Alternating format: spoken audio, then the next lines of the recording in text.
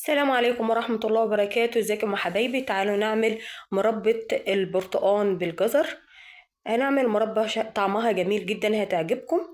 هنحط البرتقال كده في المية علشان يودي كل المرارة اللي فيها، ونمسك الجزر نقطعه شرايح زي ما انتوا شايفين كده ونسويه. هنطلع بقى البرتقال، شوف اللون المية كده كده مفيهوش اي مرارة خالص. الجزر كده سويته معايا كده.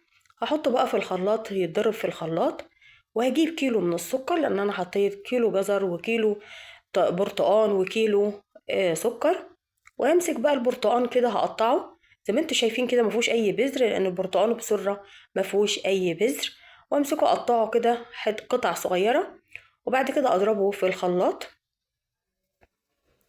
زي ما انتوا شايفين كده. وبعد كده احطه على الجزر زي ما انتوا شايفين خد كام غلوة كده، واسيبهم بقى مع بعض كده لما يتقلوا مع بعض ويدوني اللون اللي انا عايزاه كده. زي ما انتوا شايفين تقل معايا وعطى اللون اللي انا عايزاه كده. عمل معايا الكمية اللي انتوا شايفينها كده. يا ريت يا جماعة تنسوش الاشتراك واللايك والشير. والسلام عليكم ورحمة الله وبركاته.